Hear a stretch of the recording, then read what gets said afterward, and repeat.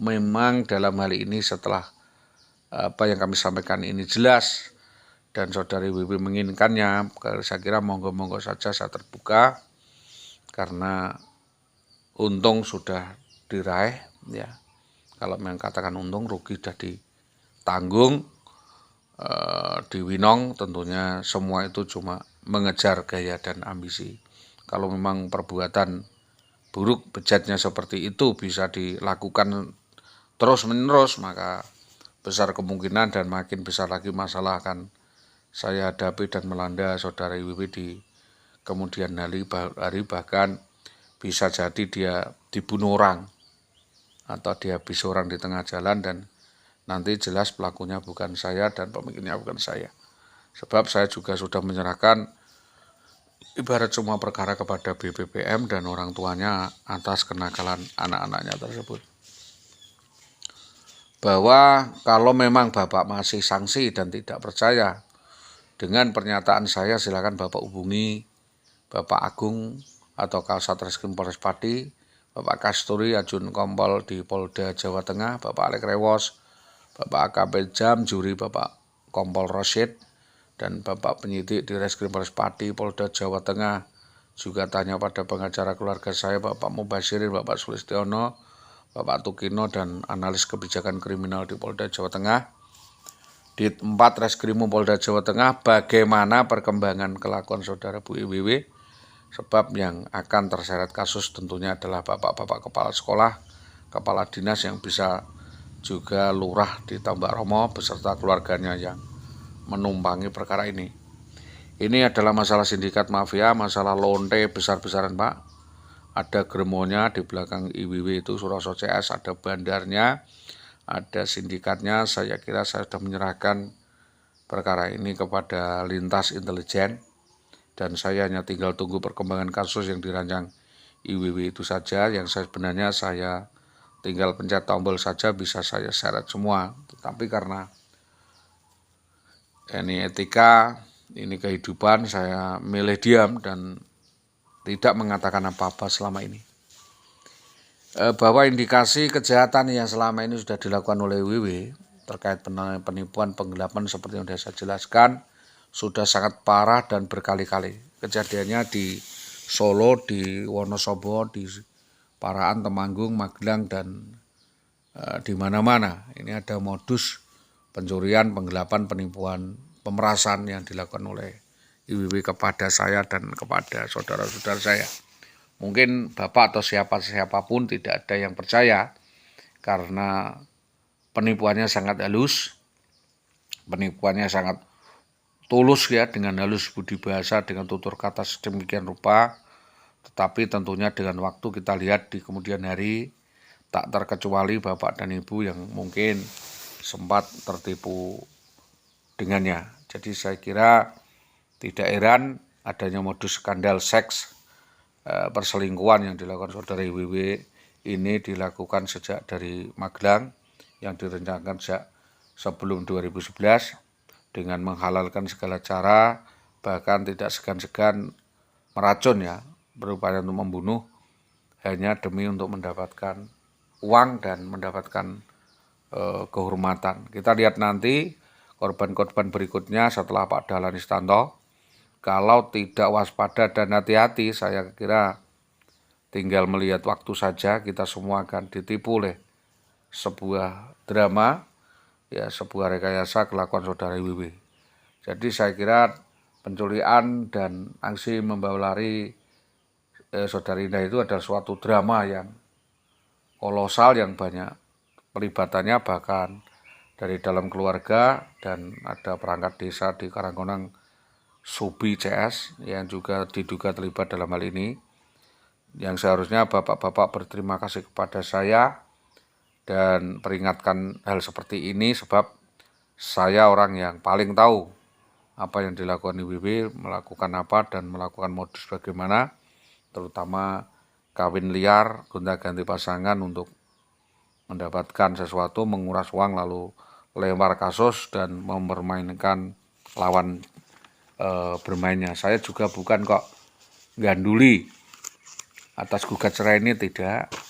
Saya dalam gugat cerai ini saya malah bersyukur biar tampak apa yang sebenarnya. Jadi apa yang diajukan IW itu tidak serta-merta saya hanya menyetujui. Saya menolak itu dalam rangka agar mengetahui alasan apa saya menolak. Alasannya adalah karena banyak utang dan saya didengarkan begitu Pak.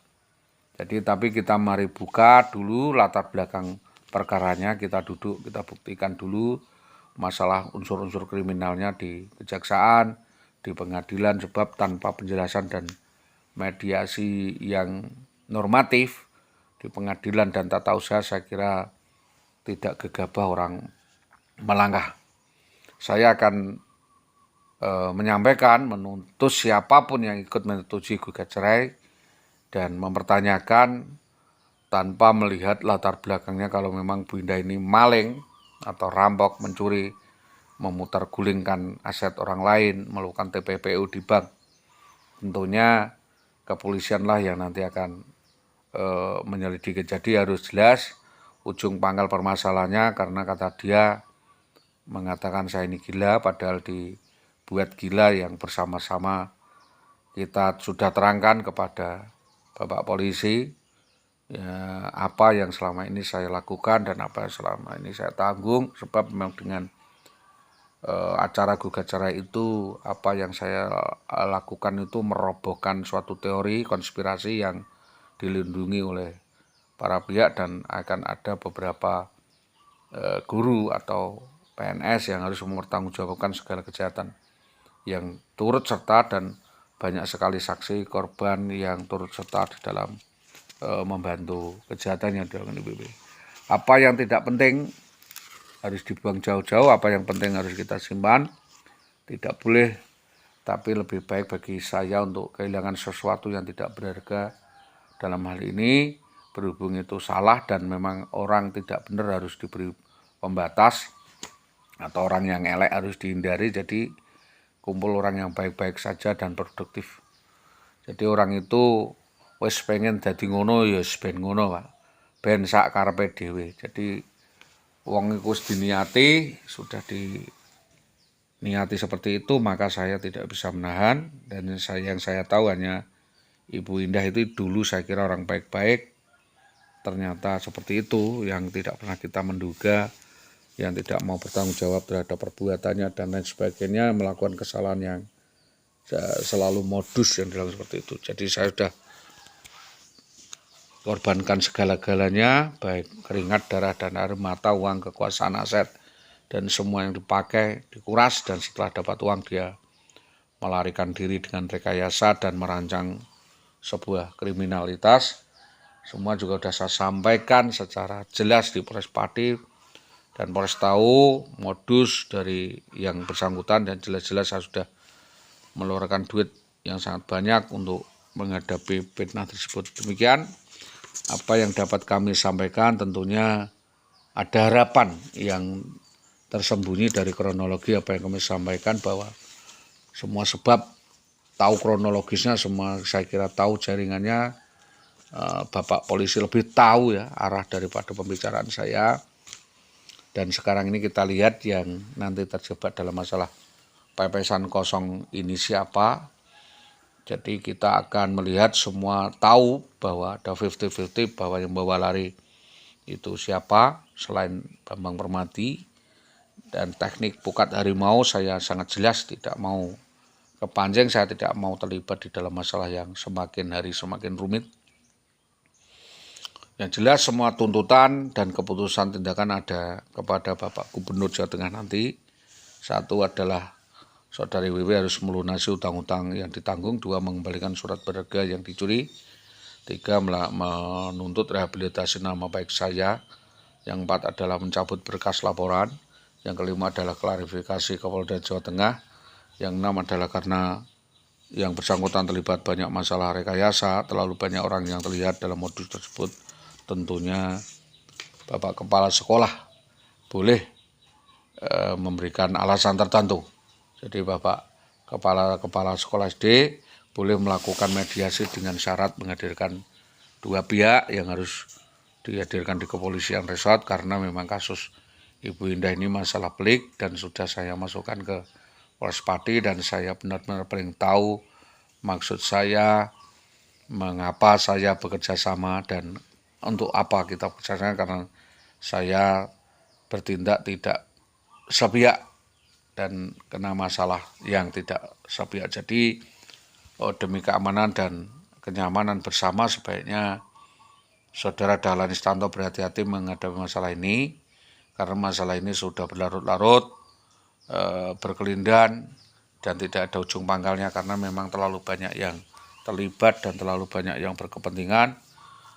Bukan soal perceraiannya saya sendiri yang saya sesali, tetapi proses yang sekian panjang itu tidak bisa diingkari kok tahu-tahu tidak kenal. Sama ya, kalau memang Saudari Wiwi masih bersikeras bahwa apa yang dilakukan itu benar, tentu saya pengen melihat traktat gugat cerainya seperti apa. Kita lakukan mediasi dengan keluarga. Yang kedua, saya menuntut pemecahan SK. Yang ketiga adalah saya menuntut untuk dikembalikan semua aset saya. Yang keempat, harus klarifikasi secara jelas hubungan khusus atau tidaknya dan adanya ketidakberesan birokrasi di Dinas Pendidikan. Demikian apa yang dapat kami sampaikan, sebab apa yang semula saya sampaikan ini menjadi perhatian ya dunia pendidikan. Ada yang paling saya tidak terimakan adalah fitnah dan rekayasa penipuan, kebohongan, rekayasa dan percobaan pembunuhan tersebut yang dilakukan berkali-kali kepada saya oleh orang yang tidak dikenal. Saya hanya mau masalah ini dapat dibuka lebar-lebar, diusut tuntas, dan diadakan peninjauan kembali soal pengangkatan dan penempatan Saudari Widita Mbak Romo, sebab ini di luar tanggung jawab saya. Kalau memang ada orang ketiga, bahkan organisasi yang membackup IWW untuk memenuhi karakter saya dan mendistrikan saya, itu sudah hal yang wajar ya, karena ingin menutupi sebuah kesalahan yang demikian besar. Demikian apa yang dapat kami sampaikan atas kerjasama yang baik semua pihak, terutama dari Dinas Pendidikan Kecamatan Tambak Romo, SD 03 Tambak Romo. Saya sampaikan terima kasih. Selamat pagi. Assalamualaikum warahmatullahi wabarakatuh.